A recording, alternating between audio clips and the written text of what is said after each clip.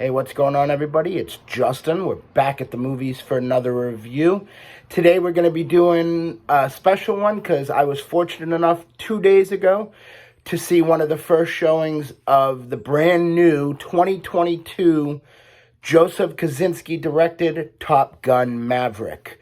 This, of course, stars, Tom Cruise as Maverick. You've got Miles Teller, you've got Jennifer Connelly, Val Kilmer, Monica Barbaro, and a slew of others.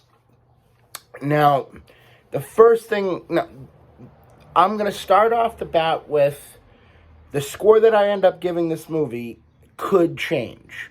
I just saw this movie a few days ago, and it's always hard to give a score on one viewing. But I'm going to say this. As far as I can tell, this movie is better than the original. So let's give a brief overview. I'm not going to spoil any of the movie because I want everybody to go see it. Maverick, Tom Cruise, has sabotaged his own career to stay in the cockpit of various different jets. They don't really get into what he's done, except for one time I think he cussed out an admiral or something. I can't remember exactly, but he deliberately obeys orders to keep himself as a captain 36 years after the events of the first movie. Now, you do find out the reason why he hasn't been dishonorably discharged and he, hasn't lost that much of a rank and he's allowed to keep flying is he has developed a close friendship with Iceman, played by Val Kilmer. And I'm going to tell you this, the scene that he has with Val Kilmer, I'm not going to tell you what is said, but it is extremely emotional, especially if you know what's happened with Val Kilmer over the last couple of years. It's extremely emotional, and it just strengthens their relationship. You can just think back to the first movie, and it's very emotional. Miles Teller crushes it as Rooster, call sign Rooster. He is the son of Anthony Edwards from the first movie. Anthony Edwards, of course, playing Goose, Tom Cruise's partner. Crushes it. I'm a big Miles Teller fan. I think he's a fantastic actor.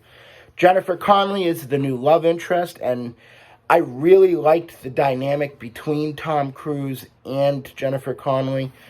I actually liked it better than Kelly McGillis from the first movie. Kelly McGillis playing Charlie.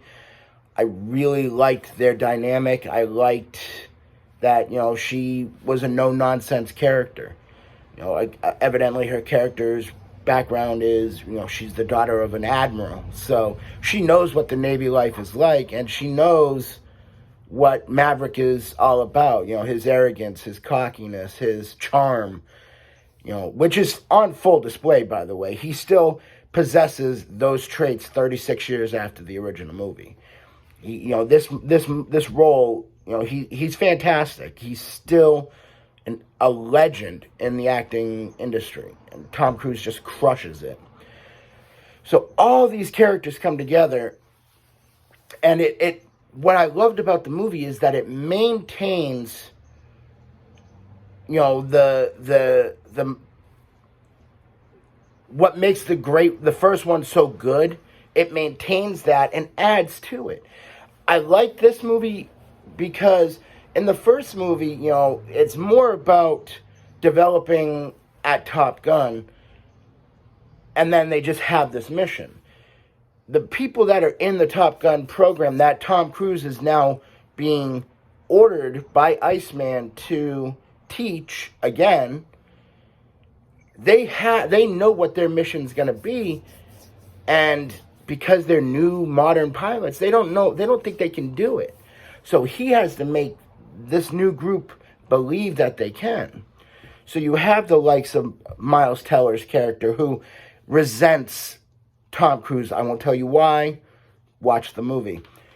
You have just this great group of people. You have one character, Hangman, who is a lot like Tom Cruise in the first one. Brash, cocky, confident. He might even be more like Iceman. Like, he knows he's good, and he's probably better than everybody else, and he's not afraid to let you know. You have characters like Monica Barbera, who plays Phoenix, call sign Phoenix, who is a lot like Charlie's character from the first one. You know, she's one of the few women characters in the movie, but she's confident in herself. She knows what she's doing. She's not afraid to stand up for herself. That made her character really stand out. Like I said, I think it's better than the original movie. I think they take everything that's great about the first one and they add to it. They give it a better storyline, a better flushed out storyline. And the acting is great. You know, you got the people that you don't like, but, you know, they're still pretty cool. Like John Hamm's character plays Admiral Cyclone, who is one of the higher ranking members of the Navy. And he just doesn't like the way Tom Cruise does things. Because he's very much like Iceman, in a sense, that he knows he's good, but he's got a job to do. So all this comes together to make, 36 years later, one of the best sequels I've seen in a long time. 36 years, think about that. It's so good. I'm giving it an 8-1. And again, this could change, you know, after I see it again at some point. But I think it deserves an 8-1. I think it's a great sequel. And it improves on the original, as good as the original was. So that's my review. Again, I don't think I spoiled really anything for you. A lot of what I said are in some of the trailers. See the movie. It's fantastic. Top Gun Maverick 2022, 8.1 is my score. That's my review. If you like this video, please consider hitting that like and subscribe button, and I will see you guys next time at the movies. Take care.